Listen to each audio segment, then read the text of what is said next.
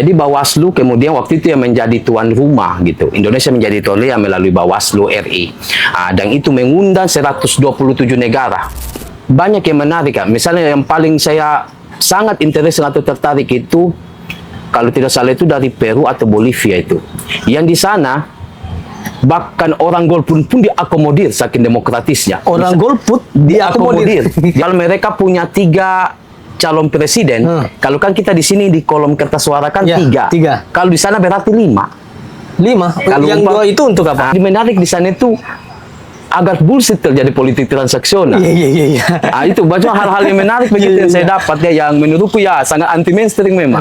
Tapi spesifiknya ke Indonesia, kira-kira apakah forum-forum GNJ seperti itu memberikan semacam bekal bagi Indonesia untuk memajukan masa depan demokrasinya? Kalau di Netflix sendiri melihat putusan MK ini sebenarnya ada plus minusnya juga. Putusan MK ini harusnya, saya menganggap harusnya menjadi otokritik. Dia hadir sebagai otokritik untuk pejabat kita atau politisi kita yang selalu berkontestasi di pemilu. Selama ini saya lihat kalau apalagi penyelenggara di tingkat bawah, di kabupaten kota, apalagi di kecamatan sampai di tingkat kelurahan desa. Kalau saya mau bilang ya, bahasa kasarnya mereka itu kayak katanya dia itu triple PSU. Ini mungkin teman-teman Bawaslu Maros tahu. Saya memantau di sana di salah satu kelurahan. Pemilu itu harus berbasis kerakyatan, harus setidaknya dia berbasis ini juga manusiawi lah. Pendekatan pemilu itu harus diselenggarakan secara manusiawi. Iya. Jadi kalau kegiatannya di desa, jangan di desa itu agak urban begitu. Tidak boleh.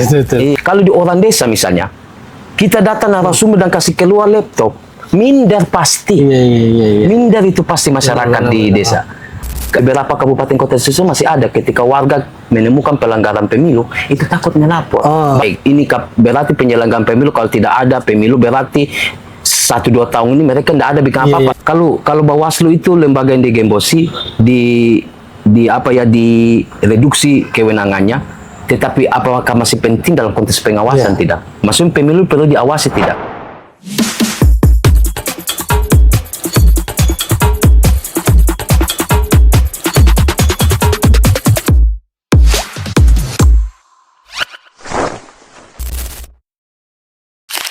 Bismillahirrahmanirrahim. Assalamualaikum warahmatullahi wabarakatuh.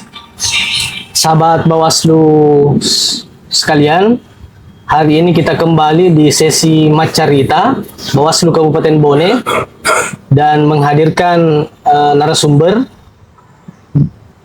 dari Ketua Netfit Sulawesi Selatan. Beliau Abang Sukrianto Kianto, sarjana hukum. Sebentar lagi kan jadi magister. Amin. Oke, ada beberapa hal yang akan kita coba untuk diskusikan pada malam hari ini karena kita sekarang posisinya lagi di suasana malam, beda dengan podcast-podcast sebelumnya yang selalu di siang hari. Kita coba cari suasana yang anti mainstream. Pertama yang ingin kami konfirmasi terlebih dahulu adalah terkait bahwa Abang ini bukan orang Sulawesi, kalau tidak salah dari Maluku. Iya, dari Maluku. Kemudian aktif dalam melakukan kegiatan advokasi kepemiluan di Network of Indonesia Democratic. Kemudian beberapa kegiatan-kegiatan yang dilakukan oleh Bang Uki ini tidak terlepas daripada soal pendidikan politik dan kepemiluan. Nah, saya mau ini dulu. Kira-kira bagaimana bisa seorang Bang Uki ini dari luar Sulawesi kemudian justru besar dan aktifnya di Makassar? Ya sebenarnya kalau mau dibilang ada 2 pertimbangan sih. Yang pertama ya tentu pertimbangan moral. Ya karena kalau kita lihat kan sebenarnya di dalam perspektif masyarakat pada umumnya itu kan, bahkan di lingkaran teman-teman sendiri itu kan masih menganggap bahwa pemilu ini isu elit. Isu elit ya, betul. Isu yang tidak menyentuh masyarakat. Padahal kalau kita mau lihat bahwa pemilu itu strategis dan punya dampak yang sangat struktural di masyarakat. Artinya bahwa sebenarnya panggilan moral itu penting karena ya kita tahu bahwa sejak 1955 pemilu pertama, Iya. bahkan sampai hari ini yang terakhir di 2024 kan kita bisa lihat bahwa banyak fenomena, banyak cerita, banyak perspektif di balik setiap momen-momen elektoral. Misalnya kalau kita mengukur di pemilu terakhir kan sebenarnya banyak hal yang bisa menjadi insight kenapa kita harus turun untuk kemudian konsen di dalam isu-isu elektoral. Itu yang pertama. Yang kedua mungkin pendekatan, menurutku isu pemilu itu isu menarik. Menariknya apa? Karena di situ kita bisa lihat bahwa ternyata relasi kekuasaan itu dia perlu pemilu. Artinya ada hal yang tidak bisa apa-apa kekuasaan tanpa ada konstituen di situ. Di situ saya lihat bahwa betapa urgennya ini pemilu ketika konstituen itu bisa menentukan siapa yang berhak menempuh jalur kekuasaan apa dan lain sebagainya. Makanya saya menganggap bahwa pemilu itu isu yang sangat menarik dan memang perlu dikaji dan akan terus berkembang itu. Apalagi dalam konteks kita, negara Indonesia sudah mengamini demokrasi sebagai jalan terjal kita dalam bernegara, ya tentu pemilu itu menjadi isu strategis gitu. Aktif di Sulsel, di Makassar, kemudian orang Maluku. Apakah menganggap bahwa Makassar ini sangat lebih sensi untuk didiskusikan soal kepemiluan ketimbang di daerah asalnya? Sebenarnya tidak juga, tapi mumpun saya lihat ini Makassar ini kan kalau mau dikategorikan ini di Sulsel ya, apalagi di Makassar kan dia melting pot. Tentu dalam perspektif kepemiluan itu agak berbeda dengan misalnya dengan di kampungku Maluku yang sebenarnya dalam konteks teknis elektoral atau pemilu itu kan masih sangat apa ya, saya bingung mau lekatkan dengan terminologi apa. Masih sangat sederhana. Sedangkan kalau di Makassar ini sangat kompleks gitu. Betul. Iya. Dan itu kompleksitas itu yang membuat dia menarik begitu. Terlepas dari ada tantangan, ada problem yang juga lebih masif di balik rentetan perjalanan elektoral di Makassar, di Sulsel apalagi. Tentu banyak hal yang kita bisa belajar gitu. Oh, jadi sorotan Sulsel ini menjadi bagian terpenting terhadap pembelajaran demokrasi di Indonesia Timur. Bisa saja kita sebut begitu ya. Iya. Jadi konteksnya bahwa ada panggilan moral untuk bahwa isu kepemiluan ini tidak hanya pantas untuk didiskusikan di kaum elit, tetapi kelompok elektoral di akar rumput juga sebenarnya penting untuk mendiskusikan tentang pemilu agar menunjang masa depan demokrasi, khususnya di Sulsel misalnya. Betul. Itu sangat menarik ya kalau misalnya kita lihat. Nah, informasi yang kita dengar bahwa dan kita searching di Google di beberapa, kalau di Google kan abang ini sudah terkenal lah. Ampun. Karena seingat saya Netflix Indonesia pernah menugaskan seorang Bang Uki ini untuk mengikuti forum GNJ. Forum GNJ itu kan delegasi waktu itu. Forum GNJ ini kan forum internasional yang melibatkan seluruh komponen yang konsen di bidang pemilu luar negeri masuk ke Indonesia, di Bali kalau tidak salah. Di Bali waktu itu. Apa ini secara umum saja dulu ya, apa kesannya kira-kira Bang Uki ini mengikuti kegiatan itu dan kira-kira menunjang tidak untuk memajukan masa depan demokrasi di Indonesia atau bagaimana? Tentu GNJ itu kan Global Network for Electoral Justice. Jadi saya mau jelaskan sedikit sebenarnya konsep acaranya ya. Yang menurutku ya, setahuku GNJ itu atau Global Network for Electoral Justice itu dia itu adalah forum internasional yang memang dihadiri oleh institusi-institusi yang dan juga lembaga-lembaga masyarakat sipil, NGO atau non-state actor yang kemudian konsen dengan isu elektoral. Karena di institusi kita yang memperjuangkan keadilan pemilu itu ya Bawaslu. Iya betul. Jadi Bawaslu kemudian waktu itu yang menjadi tuan rumah gitu. Indonesia menjadi tuan rumah melalui Bawaslu RI. Dan itu mengundang 127 negara. 127 negara yang hadir.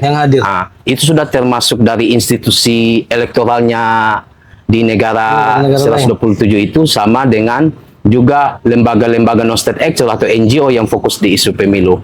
Dan menariknya di situ banyak perspektif yang kita dapat. Jadi ternyata banyak hal yang kita bisa belajar dari negara lain. Misalnya saya pernah itu ketemu dengan salah satu bapak, Mr. Smith namanya. Dia itu ternyata delegasi dari Afrika Selatan, tetapi yang datang dia itu adalah seorang hakim pemilu. Jadi ternyata di Afrika Selatan itu ada memang pengadilan khusus pemilu. Dan dia adalah hakimnya, iya. Oh, kalau tidak salah, seingat saya itu di Undang-Undang Pilkada mengatur tentang sebelum Mahkamah Konstitusi menetapkan putusannya itu kan ada istilah peradilan khusus. Iya, peradilan khusus. Peradilan khusus, tapi kan karena kita belum ada, akhirnya diambil alih oleh Mahkamah Konstitusi. Di sana ada ternyata, termasuk di India juga. Dan yang banyak yang menarik, misalnya yang paling saya sangat interest atau tertarik itu, kalau tidak salah itu dari Peru atau Bolivia itu. Yang di sana bahkan orang golput pun diakomodir saking demokratisnya. Orang golput diakomodir dalam sistem kepemiluan mereka, dalam proses tahapan pemilu. Sebagai contoh misalnya, kalau mereka punya 3 calon presiden, kalau kan kita di sini di kolom kertas suara kan 3. Kalau di sana berarti 5. Kalau yang 2 itu untuk apa? Yang 2 itu, yang keempat kan 1, 2, 3 itu untuk kandidat. Yang keempat itu untuk orang yang golput. Misalnya, saya tidak sepakat dengan 3-3-nya, saya tidak mau memilih. Ya, di situ dia diakomodir di kolom keempat. Yang terakhir, misalnya, saya tidak sepakat dengan 3-3-nya, tetapi saya punya kandidat lain yang saya mau pilih. Dia bisa tulis. Tapi tidak memenuhi syarat untuk dicalonkan. Tidak menjadi calon lah. Iya, misalnya. Di situ saking demokratisnya gitu. Maksudnya ada hal yang banyak menarik. Misalnya, yang menarik juga dari delegasi di Kuba, yang saya baru tahu di sana itu ternyata parlemennya di sana atau anggota DPR RI di sana itu tidak digaji. Oh, anggota DPR RI tidak digaji. Jadi saya tanya, bagaimana caranya mereka mau hidup? Kan butuh upah atau butuh kerja sebagai anggota parlemen. Ternyata di sana misalnya kayak gini, kalau ada seorang guru, dia dipilih oleh konstituen untuk menjadi anggota legislatif atau wakil rakyat, maka kehidupannya itu dalam pembiayaan hidupnya itu ya dari gaji guru. Gitu. Atau dia petani, dia petani tapi dia tetap anggota legislatif. Jadi menarik di sana itu agak bullshit terjadi politik transaksional. Itu banyak hal-hal yang menarik begitu yang saya dapat yang menurutku sangat anti mainstream memang. Oh, jadi profesinya tetap, kemudian apalagi istilahnya kalau di kita itu bahasa sehari-harinya pekerjaan tambahan. Bukan pekerjaan tambahan kan tidak ada gajinya, tetapi ada aktivitas tambahan. Bentuk mereka dalam pelayanan publik sebenarnya. Lebih tepatnya dalam konteks mereka menjadi anggota legislatif.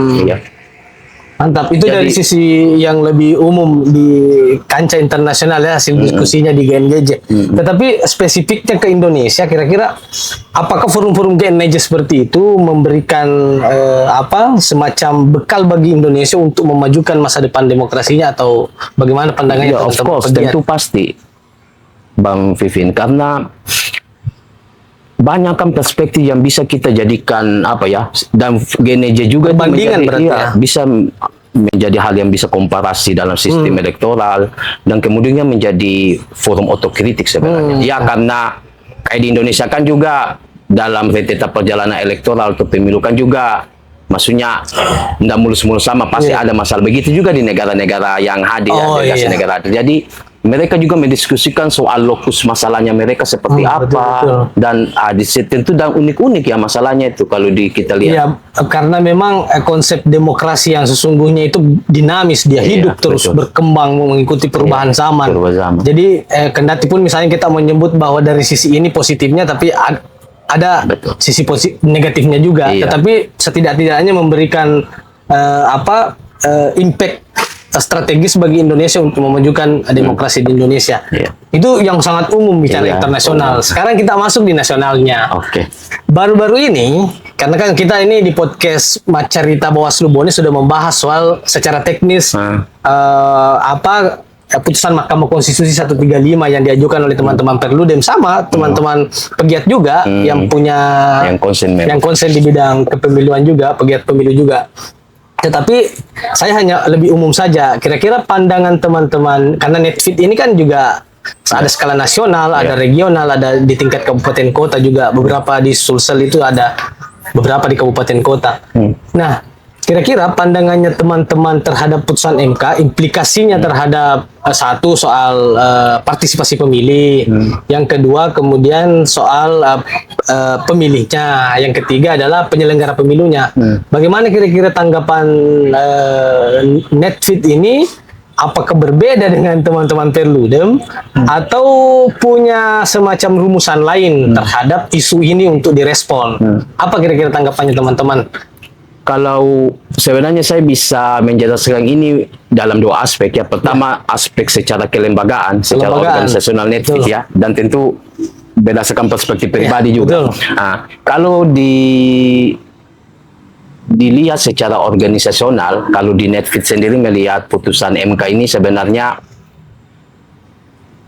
ada plus minusnya juga, tetapi terlepas dari plus minusnya itu adalah putusan MK yang dia ingkrah dan dia itu istilah kalau dalam masa hukum itu dia jus cogens ya, maksudnya tidak bisa dia mengikat gitu.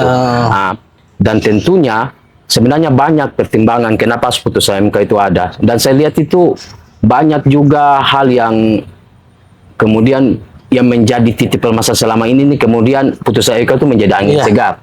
Misalnya kayak soal kelelahan penyelenggara. Saya tidak bayangkan waktu di pemilu 2019 sama 2024, kan di 2019 itu kan kalau kita lihat itu kan banyak yang meninggal itu penyelenggara karena memang capek.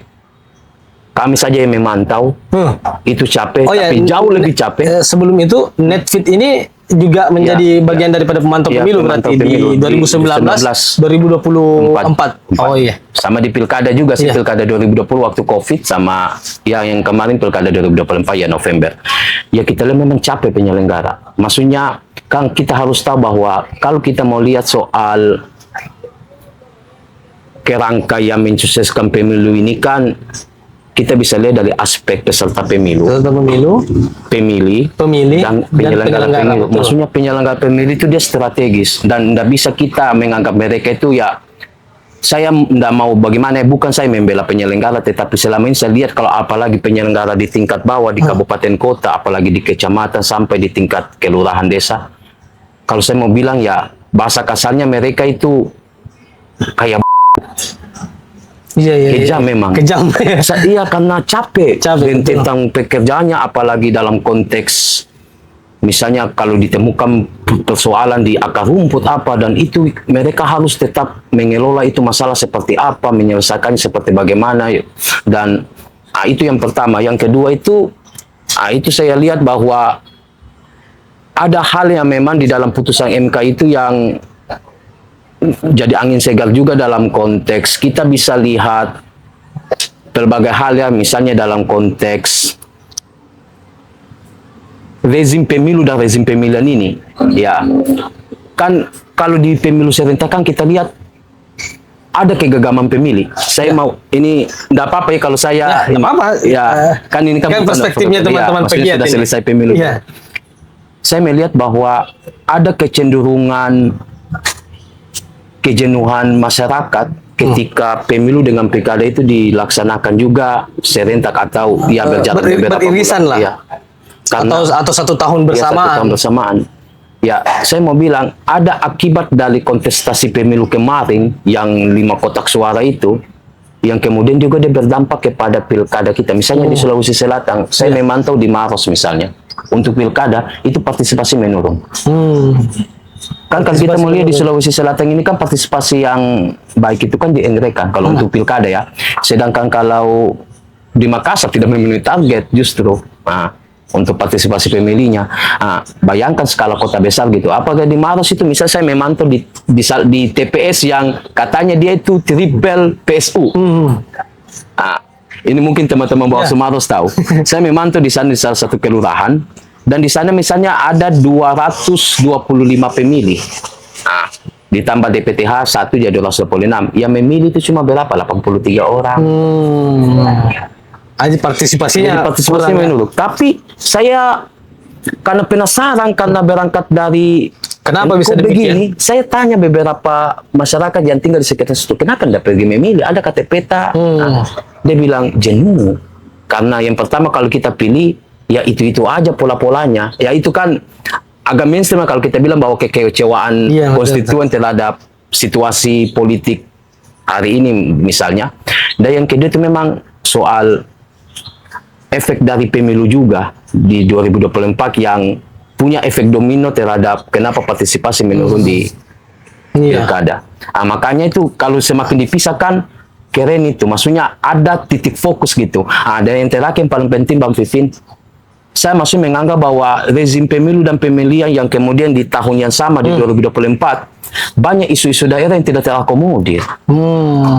Kan ya terkesan kayak pemilu kita itu ya memang dilaksanakan di daerah pilkada, tetapi karena di tahun yang sama agak terkesan sentralistik. Iya. Kayak Maksudnya, ya, isu nasional. Iya, kayak maksudnya pemilu ini kayak perspektifnya nasional maksudnya nasionalis sentris begitu, kayak terlalu pusat. Harusnya kan kawasan konstituen ini kan di daerah gitu. Jadi saya masih banyak melihat bahwa isu-isu akar rumput di daerah itu tidak terakomodir gitu. Makanya ini kalau dipisah, misalnya kan pisahnya kan 2 tahun lebih itu. Ya, 2 tahun, menurutku 2,6 tahun. Iya.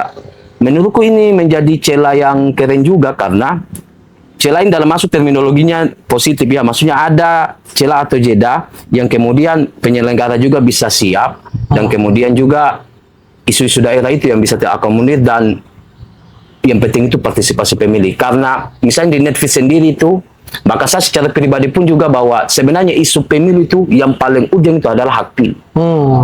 Karena kalau kita mengacu ke berbagai perspektif, misalnya kalau kita pendekatan perspektif HAM, ya misalnya di dalam Konvensi Internasional tentang Hak Sipil Politik, ya bagian dari hak sipil politik sebenarnya itu hak pilih.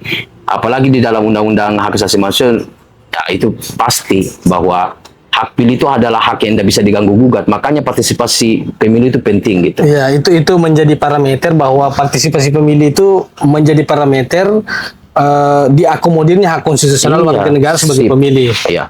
Kemudian dalam konteks penyelenggaranya tadi bahwa memang posisi penyelenggara pemilu itu sangat strategis dan mesti dibuatkan suatu rumusan penormaan berkaitan dengan sesuatu hal yang mengakibatkan pekerjaan mereka itu tidak terlalu berat seperti yang kemarin karena ada korbannya. Iya, ada korban. Nanti kita tunggu bagaimana kemudian respon pembentuk undang-undang dengan pemerintah eksekutif ini dalam hal perumusan kebijakan mengenai norma undang-undang pemilu. Terakhir Bang Pipin, putusan MK ini harusnya, saya menganggap harusnya menjadi otokritik. Dia hadir sebagai otokritik untuk pejabat kita atau politisi kita yang selalu berkontestasi di pemilu. Nah, itu harus menjadi otokritik karena apa? Ya kalian yang menentu kebijakan, yang menentu legislatif atau hukum pemilu seperti apa, teman-teman di legislatif itu harus menjadi otokritik karena ya penyelenggara pemilu itu penting gitu. Dan harus tetap dilihat bahwa mereka perlu kerja yang efektif juga. Kalau kan dengan satu kali kerja begitu seperti pemilihan serentak, pemilu serentak itu kan kita maksudnya pemilu itu harus berbasis kerakyatan, harus setidaknya dia berbasis ini juga manusiawi lah. Pendekatan pemilu itu harus diselenggarakan secara manusiawi. Iya. Pemilu harus bisa secara dilihat, manusiawi itu tidak bisa poinnya. dilihat penyelenggara sebagai alat. Instrumen hanya untuk mewujudkan pesta pemilu itu. Iya, tetapi Jadi harus punya prinsip kemanusiaan di situ juga. Iya. Ini kopinya sudah datang. Makasih Mas. Makasih. Oke.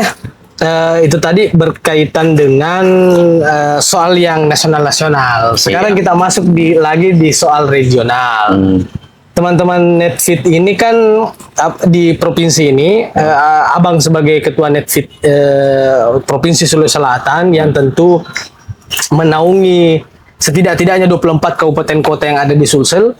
Kira-kira intisari penyelenggaraan pemilu, hasil evaluasinya teman-teman di baik penyelenggaraan pemilu maupun pilkada, selain daripada soal tadi bahwa ada beririsan dan seterusnya, apa kira-kira evaluasinya teman-teman ini dari perspektif penyelenggaranya di Sulsel ini?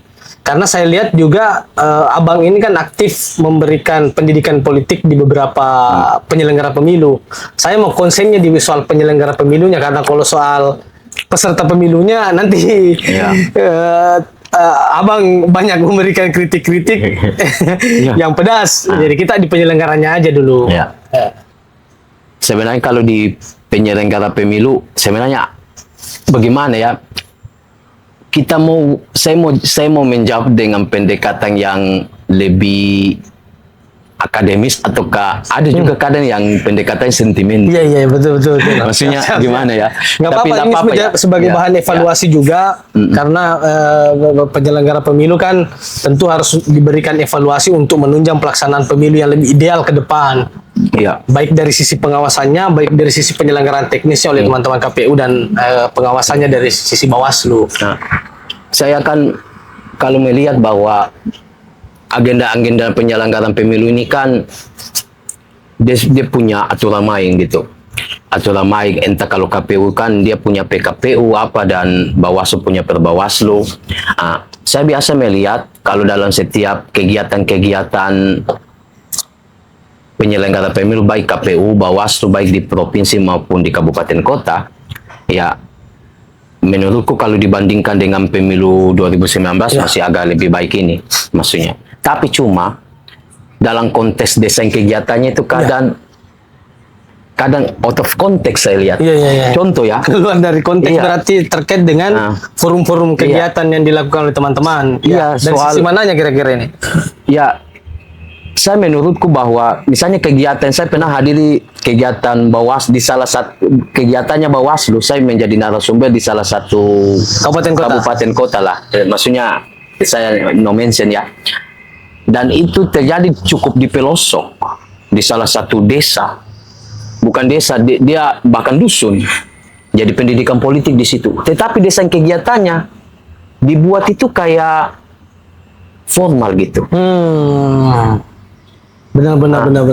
Saya masih menganggap kalau kita mau pakai pendekatan, kalau misalnya kalau kita harus akui bahwa, dan saya mengamini itu, bahwa misalnya Bawaslu itu kan dia hadir dalam konteks gerakan masyarakat sipil juga. Kalau kita baca tentang sejarah bahwa pengawasan pemilu itu hadir kan karena ada spirit kita pernah pernah di rezim hukum yang sangat anti demokrasi di zaman Orde Baru, kemudian pasca reformasi kan Bawaslu hadir harusnya Bawaslu itu dalam kerja-kerjanya itu dia punya narasi, tidak hanya sekedar memberikan pendidikan politik atau pendidikan untuk partisipasi pemilih atau pengawasan partisipatif, tetapi misalnya kalau dalam konteks pengawasan partisipatif ada yang menarik yang menurutku itu agak kurang di Bawaslu, misalnya dalam pendekatan CO.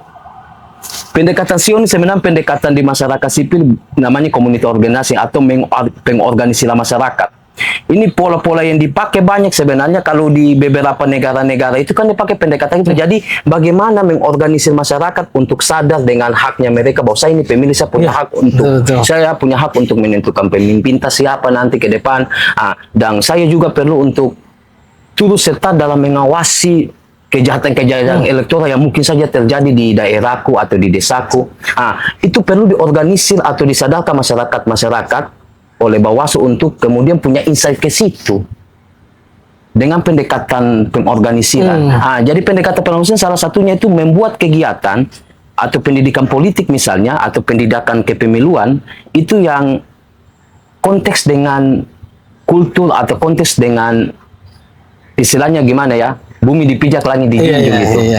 Jadi kalau kegiatannya di desa, jangan didesain itu agak-agak urban begitu, tidak boleh. Karena secara ini tidak transformasi baik pasti kan. Misalnya saya pernah itu menjelaskan di orang, misalnya kalau di orang desa misalnya kita datang narasumber dan kasih keluar laptop, minder pasti. Minder itu pasti masyarakat di desa. Minder, dan pasti ada kesenjangan, dia menganggap orang kota ada kesenjangan datang bawa materi pasti lebih cerdas dari kita. Berarti itu sudah bukan diskusi lagi.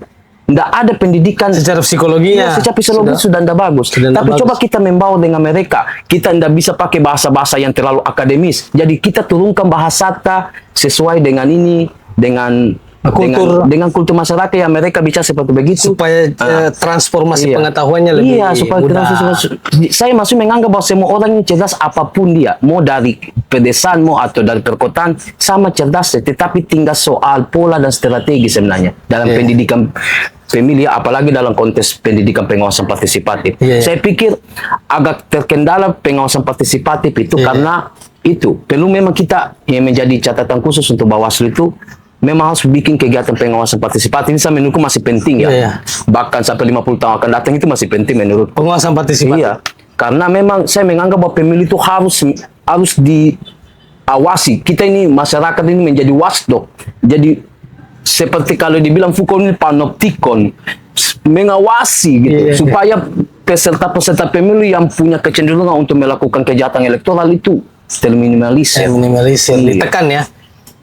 Jadi soal desain kegiatannya Ya, saja. betul. Dalam konteks pelaksanaan kegiatan di daerah-daerah terpencil itu sudah diapresiasi. Kemudian kegiatan pengawasan partisipatif memang kemarin beberapa pekan lalu diadakan launching P2P Kasih. atau pendidikan pengawasan partisipatif pemilih. Kemudian itu akan diturunkan menjadi program kegiatan selama 6 tahapan. Dan itu akan berkesinambungan dilaksanakan nanti. Desain yang ditawarkan ini terkait dengan tadi pola pendekatan kepada masyarakat berkaitan dengan lebih ke kultur Iya. dan budaya yang hidup Budaya di dan tengah-tengah psikologi masyarakat dan psikologi masyarakat, apalagi masyarakat pedesaan yang kemudian tidak bisa disamakan desain kegiatannya. Kalau kegiatannya sudah oke, Iya.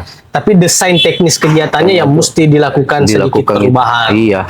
Dan nanti semoga ke depan ini termasuk kami Bawaslu Bone ketika melaksanakan kegiatan yang sifatnya pengawasan partisipatif tentu akan diskusi dengan Bang Uki terkait teknis itu apakah kemudian bisa kita gerakkan pola-pola itu, kendatipun misalnya nanti akan jadi pilot project untuk kabupaten-kabupaten yang lain. Iya. Itu yang skala regional ya. Kemudian saya masuk pada yang lebih spesifik lagi. Oke. Tapi pada konteks tetap penyelenggara pemilunya. Ya.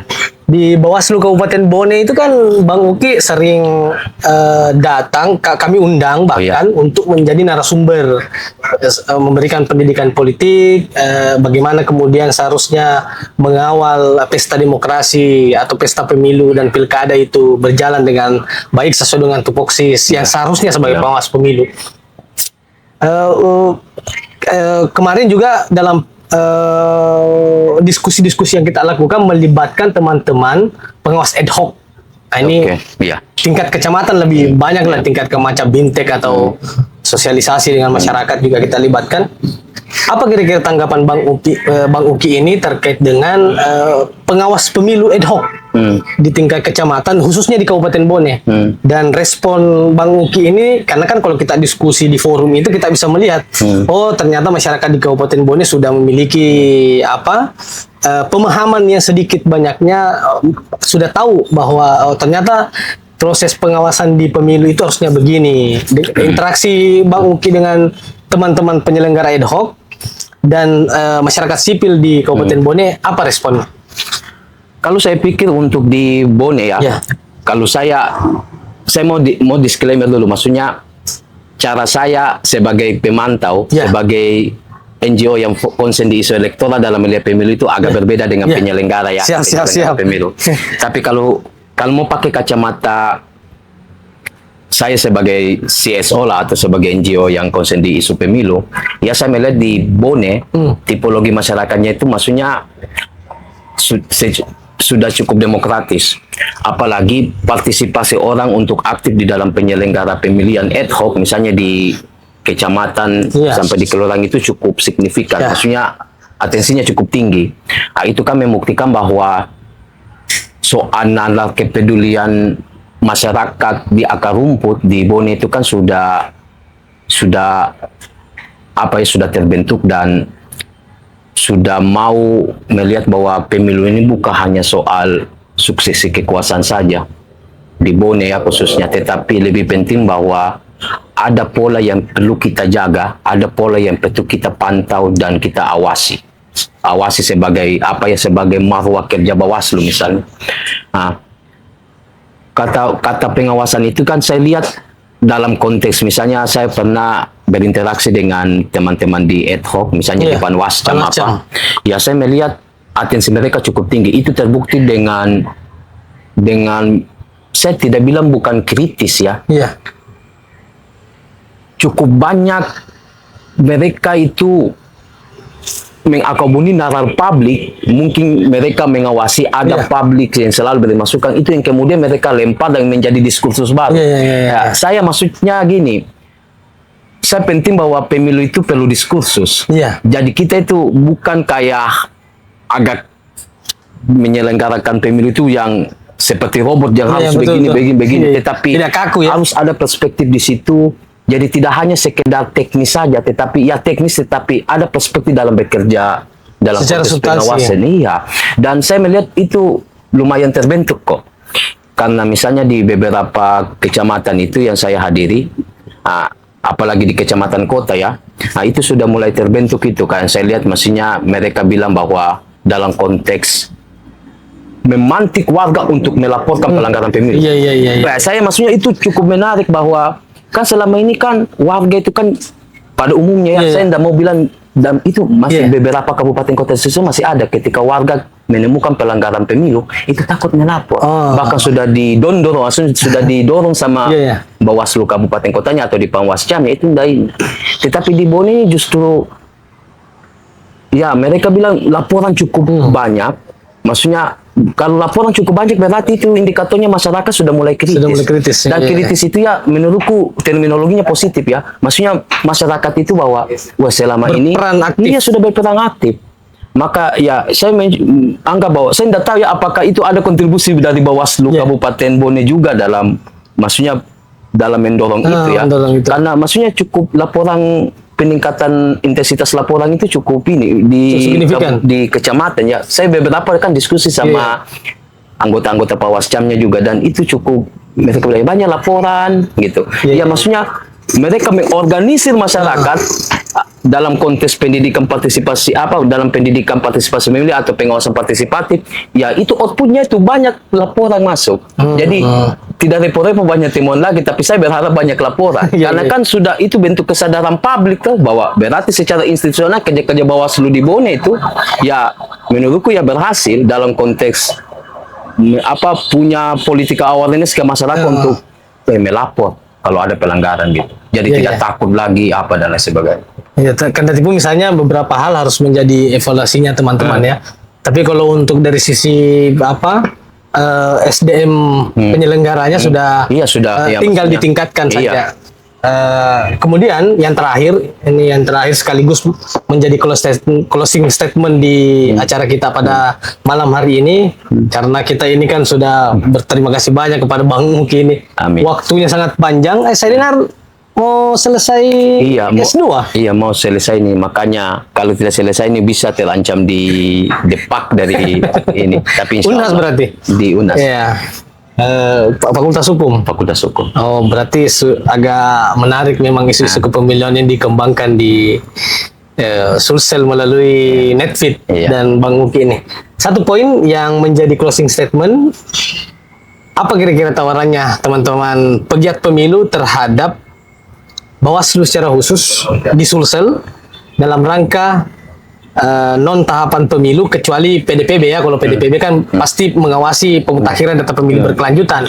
Tetapi pada soal yang lain kira-kira untuk menunjang kira-kira menerawang pemilu ke depan terkait dengan begitu banyak dinamikanya, politik uang dan seterusnya.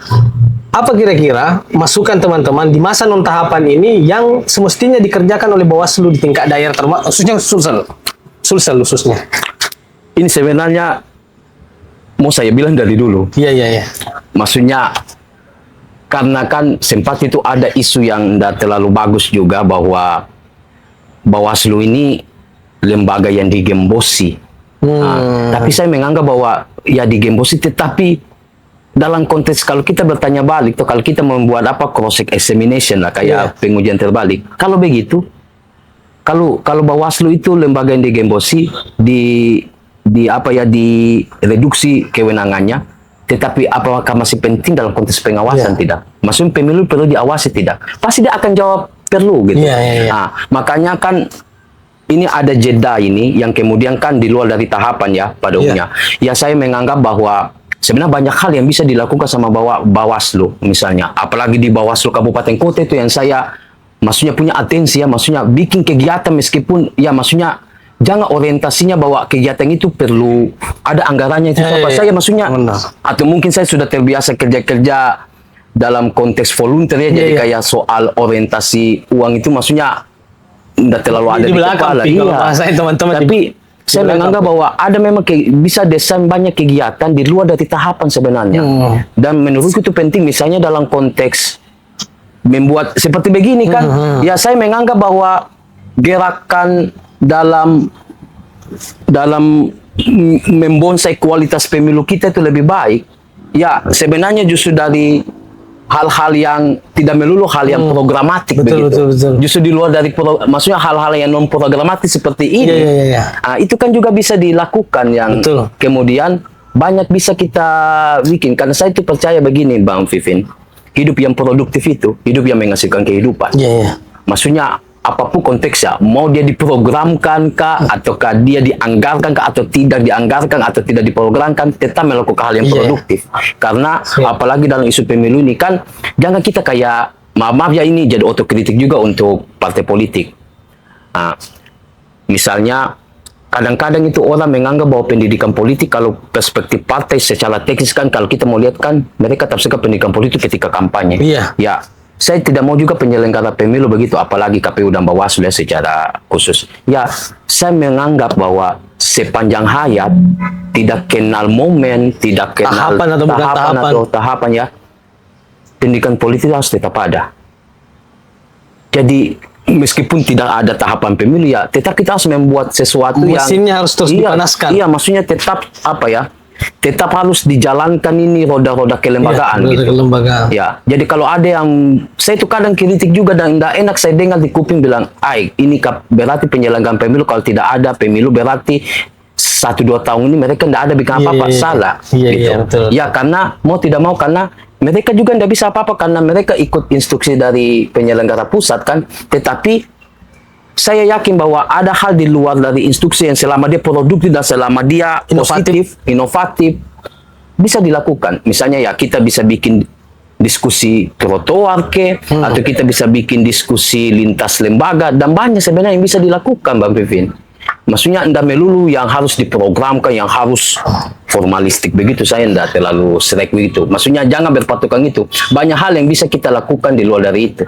Kalau pendidikan politiknya jalan, pemahaman masyarakat sudah tumbuh terkait dengan kesadaran terhadap terselenggaranya pemilu dan pilkada yang ideal, maka ke depan dalam proses tahapan penyelenggara pemilu kita tidak terlalu menguras tenaga untuk menghentikan semua jenis pelanggaran yang terjadi di pemilu atau pilkada itu. Betul Bang. Jadi kalau terkesan kalau kita mau dekat pemilu baru kita bikin kegiatan, terkesan tiba akal. Kalau saya menurutku itu ya kalau mau memantik soal perspektif masyarakat di akar rumput, misal dalam konteks mendorong dia untuk mengawasi pemilu minimal di daerahnya sendiri, ya itu memang harus sejak dulu. Momentumnya sebenarnya di sini sekarang ini. Siap. Oke, sangat luar biasa dari sudut pandang yang mendunia, internasional karena terlibat di GNIJ tadi di awal, nasional, regional sampai di tingkat kabupaten kota, sampai badan-badan ad hoc kita sudah diskusikan. Menarik sekali dan kami ucapkan sekali lagi terima kasih banyak pada Bang Uki karena menyempatkan waktunya untuk berdiskusi di forum Macarita Bawaslu Kabupaten Bone pada malam hari ini. Ketua Netfit Provinsi Sulawesi Selatan sudah mau diganti, Sukrianto Kianto, sarjana hukum, calon magister hukum. Amin. Dan sebentar lagi diganti ya. Kapan? Sudah 5 tahun kan? Kapan ininya? Ya dalam tahun ini. Apa istilahnya? Muswil musyawarah ya. Sudah mau diganti. Agustus. Sebentar lagi berarti. September, Agustus atau September. Oh iya, Agustus, September. Oke, terima kasih banyak atas atensinya teman-teman sekalian. Kami ucapkan Assalamualaikum warahmatullahi wabarakatuh. Tapi sebelumnya kita tutup dulu dengan salam penyelenggara pemilu, Bawaslu. Tagline-nya bersama rakyat awasi pemilu, bersama Bawaslu tegakkan keadilan pemilu. Oke. 1, 2, 3. Bersama rakyat awasi pemilu, bersama Bawaslu tegakkan keadilan pemilu. Oke. Terima kasih banyak.